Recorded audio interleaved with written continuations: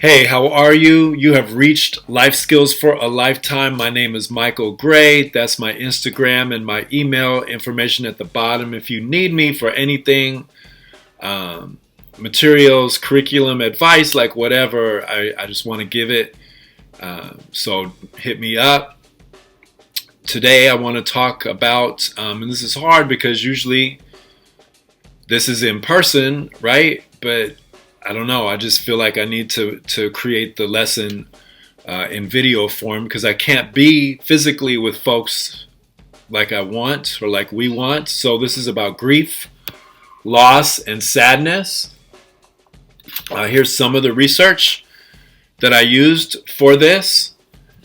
All right, let's move into it. This is a pamphlet that I can send to you via email. It's a PDF. All right, and you can just use it off of here from the from this video. All right, let's get started. I'm gonna do my best. This is just really difficult. However, it's really crucial, important, and it's powerful. Which is how I'd like to start off. Is like, how can we gain power when things are for real difficult? All right, and I believe by the yellow star, I'm colorblind, but I put different colors. I can tell the different colors kind of in the orange box. Here are the 5 stages of grief. You might go through these in order, you might not. Like, for real, that's not important. The grief and loss is a very, very, very personal experience. We all go through it a little bit differently. The one thing, though, that is universal: do not go through it alone. We're not going to go through this alone. No matter how you're going through it or what stage you're in or what stages you skip or whatever, those aren't as important as do not go through this alone. And if you're feeling like you're alone in what you're going through, I'm asking you to do opposite of how you're feeling. You're feeling like withdrawing. You're feeling like staying to yourself. I'm asking you to do the opposite and forget about how you're feeling, but do what's right, which is to reach out and connect with at least one person. Here's the 5 stages. Denial, like this can't be happening. Disbelief, there's no way. Oh my God, like all of that stuff, that's normal.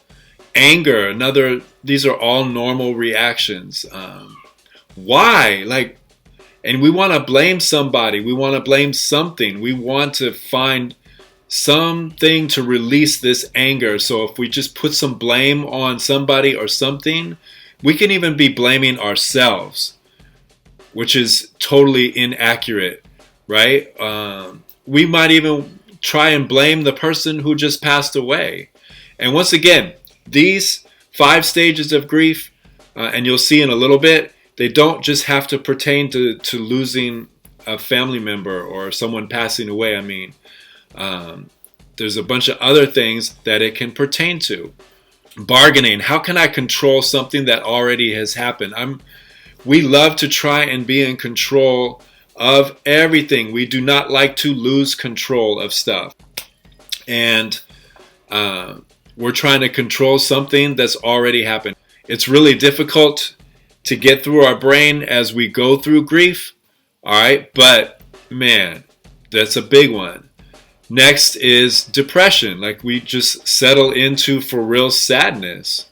Okay, and a lot of times this comes first.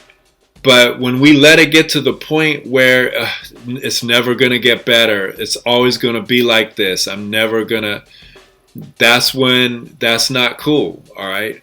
But definitely we cannot close off our feelings. We need to grieve. Okay.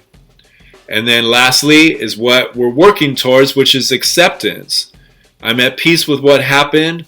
Once again, I don't like that my parents have passed away at all. Okay. But I've come to a peace about it, and I've made it through. I mean, it's still difficult to even talk about, right? But I've made it through to the point where I am not emotionally messed up each day, all day, each week, all week. Okay, so that's how we're gonna go through this. So those are really the 5 stages of grief. And there's a video at the bottom right here. So when I send you the PDF, you can click on the link and it comes up. Or if you're just going to get it off of this, off of this video, you just put the words, the title into your YouTube search bar, and up it comes. This is a good one. I'm actually going to talk about part of it in the next slide after I get through this page. There's a lot of different reasons we go through grief and loss and sadness. We just do. Of course, especially going through COVID, a lot is we're losing family members to COVID. And I say losing only in the sense of, they're no longer with us. So that's a sense of loss, right? And grief. It could be your pet. We have a number of folks in school age students, young people, feeling an extreme loss of companionship, feeling super lonely, super isolated.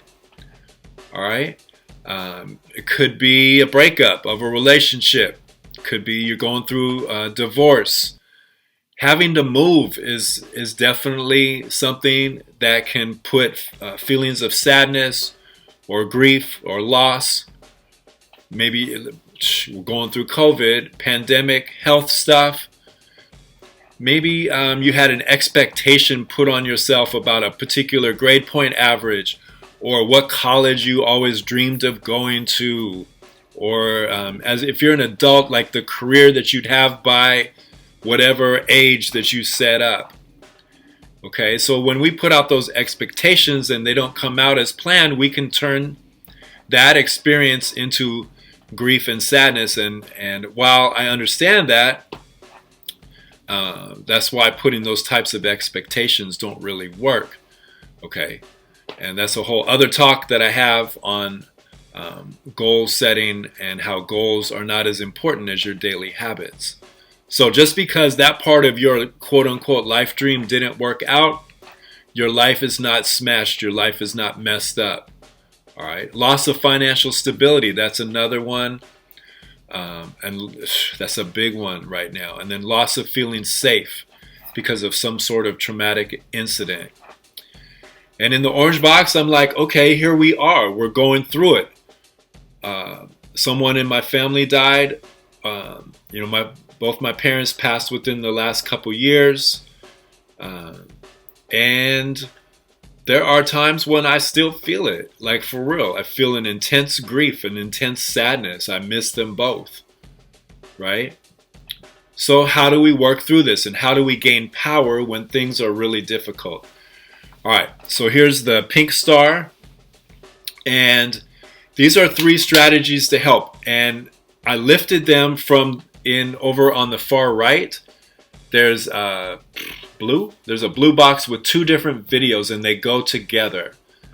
All right, working through grief and sadness, and I'm telling you, they're amazing, super dope videos. But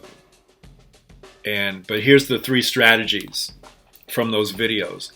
And we have to understand that difficult times are part of being human. I wish it wasn't like that, but it definitely is. And that so I'm back down here by the pink star. There's no regular amount of time to grieve or be sad. All right? There's just not. And we cannot pressure people into, feeling better or seeing like there's some kind of silver lining or whatever. Okay? So, that's on one hand. But on the other hand, if I'm going through grief after my father died, going through the grief, at some point, and sooner is better than later, but at some point, and it's different for everybody, we have to stop pretending or wishing that everything in life will be cool all the time. All right, being able to acknowledge your loss is important. We feel it, crying, anger, sadness, like whatever, but we also have to think accurately, and we have to work through this. Okay, so that's the first thing. We have to accept that life has, both the good and the bad, both the pain and the happiness, both the sadness and the joy, right? And we have to deal with both. We have to deal with all of it in a really good way. Now I'm up at the top of the third column where it says, do not go through this alone. I've said that 2 or 3 times now. That's how important it is. All right. Now, number 2, for strategies to help as we go through the process of grieving. Where do you put your attention? If I'm continuously putting my attention on negatives, if I'm continuously putting attention on things that bring me sadness, right? That's where my actions are going to go. So accept what you can't change and focus on what you can. All right. And it says here, unfortunately, we're really good at finding negatives. Our brain is set up to look for negatives. It keeps us alive. But the byproduct of it being our default way of thinking and looking at stuff is that when we're in a difficult situation, we're just going to keep looking for stuff to keep us stuck in that difficult situation. All right. For me, what helps me through is remembering the good about my parents, remembering what they taught me, remembering that, I want to honor their life by living my life to the fullest, right? That's how if I love them for real, then that's what I need to do. Another way is, for a while, I don't really anymore, but for a while I would have just like really short conversations with them, right? And I would look at it from a different point of view, meaning like I didn't look at it like it was my parents. I would look at it like maybe one of their friends talking to me and saying, well, what would your parents want you to do? They're not here right now, but what would they want you to do? If they could tell you, what would they tell you, right? So, and I always came to the same conclusion, like to live my life the best that I could every day, and it was okay. I gave myself permission to be happy again. I gave myself permission to love again. I gave myself permission to really achieve the best that I could and help others. That's a big part, is reaching out to others. So spending time each day on what we're grateful for, no matter how small, it helps work through this. Going down to number 3. Again, those are the 2 videos I'm asking you to watch. So you pause this video, watch those videos. I know it's a lot of time, so you can break this lesson, of course, into chunks. But those 2 videos are dope. Down to number 3. As you work through this time, you want to always ask yourself, is what I'm doing right now helping me? Like the pictures I have of my parents and me and everybody, like I can look at them for a minute every once in a while, but if I sit there and just focus on them, that doesn't help me. Doesn't help me at all. To look at them every once in a while, that's cool. Reminds me how much I love them, miss them, all that.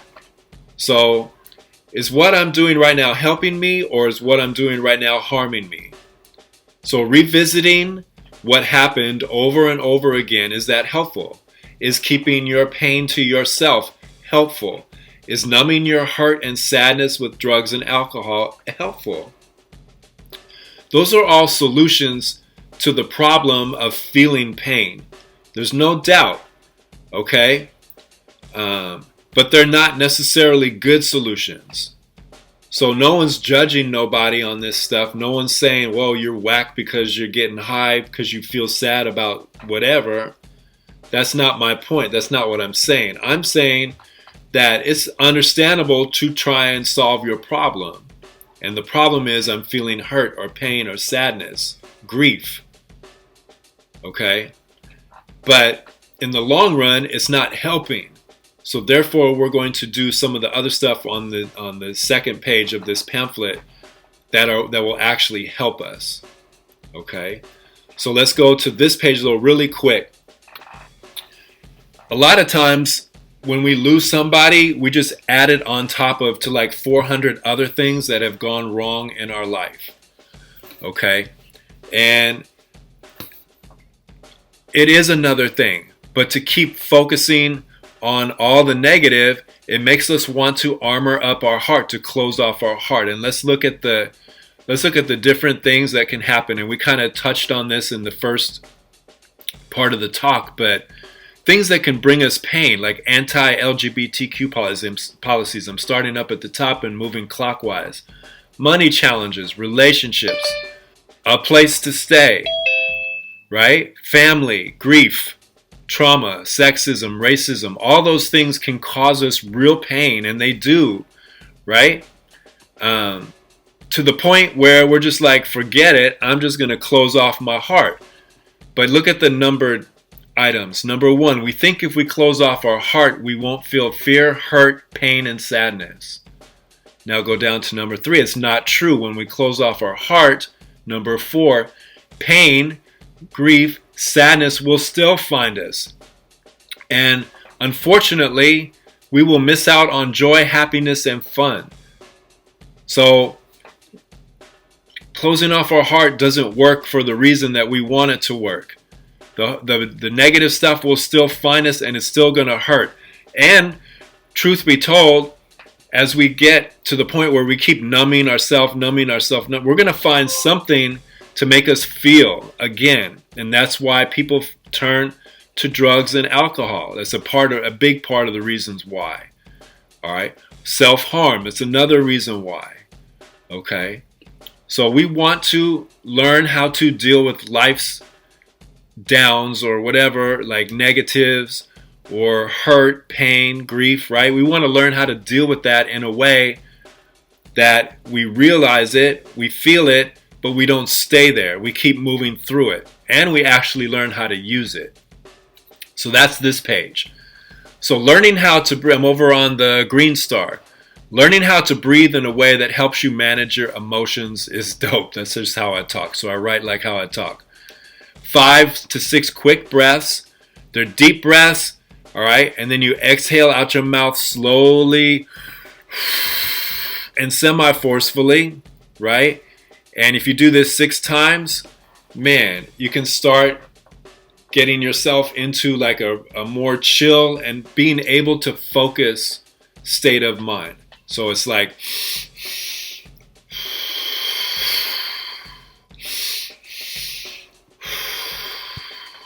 you do that 6 times and I can feel it already. Now, I put this on here, the suicide prevention hotline, because if I'm not willing to speak to someone, if I'm going to keep all this inside, I'm going to start thinking in ways that are not accurate. Okay, but you need to talk to somebody, so that line is there. If you feel like you have nobody, holler at them, and then now you have somebody. Okay. The 4-7-8 breathing method, that's a good one. You breathe in through your nose slowly for 4, you hold it for 7, and you let it out slow for 8.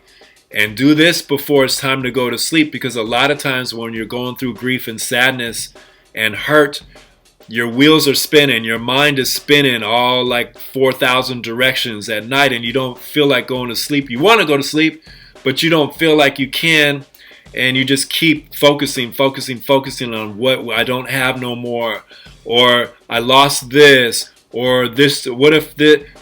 Those are all things that I get it, but they don't help. And the more that you miss out on your sleep, the more that it really makes the next day even more difficult, because sleep is such an incredible and important component to what I call mind-body-spirit connection, or mind-body source of strength connection. They're all connected. Okay, so do that before you go to sleep. Helps calm you down. Exercise is another one. I think it's Orange Star. All right, this is a good video on like letting you understand how important exercise is. It's not for body type. It's not for getting all cut up or swole or whatever. This is for physiological, helping your mental health. They work together. So especially if you're willing to exercise a little bit in the morning, man, that sets you up for your day, and it sets your body clock in a proper way for you to go to sleep easier at night. Okay? In the middle, this is so, like, helps me so much. It helped me a lot. It's possible to go on no matter how impossible it seems. And that in time, the grief lessens. It may not go away completely, and I assure you, in most cases, it doesn't go away completely. So quit trying to wait for it to go away completely. But after a while, it's not so overwhelming. That's the point. The point is, I miss my parents. The point is, you miss whomever or whatever. You know, this, like I gave you that list of stuff that we can grieve for, right? But as you keep moving forward, as I learn how to breathe, as I learn how to exercise, okay, then that helps me gain control of my life again, and I can start moving forward. I remember what the goals of my life are. I remember what my values are. I remember what my daily habits are that are going to move me towards what I want to accomplish. And now I'm bringing honor to whomever that I miss. All right, now I'm with the lightning bolt part. And the lightning bolt part is a lightning bolt because this is extremely crucial. And that's living in the power of gratitude. And it's counterintuitive. That means opposite, right, of what you're thinking, because how am I supposed to be grateful and I just lost my father or my mom or my cousin or, whatever. And trust me, it is the way through. It's a big part of the way through, because we do have stuff to be grateful for. And I'm not putting silver linings on nothing, I promise. All right. But the more that you reach out and show appreciation to folks, the more that you start feeling whole again. And when you start feeling whole again, then you start moving forward. All right. And the video at the bottom of the page, super dope. And do it. Up at the top, the last column, if you want to read a good article, if you prefer to read stuff, this is a good article, Coping with Grief and Loss from helpguide.org. Really good. A little bit, not lengthy like crazy, but you got to read it. All right. And then the last kind of meme thing that I did is, and hold this. This is part of your power. Let me grieve the way I need to. And I don't need to meet expectations put on me by others. I need to do this my way. This is my journey. But, and this is a big, giant but I am more powerful than ever. Okay? So the more that you keep understanding, yes, I'm going to allow myself to feel, right?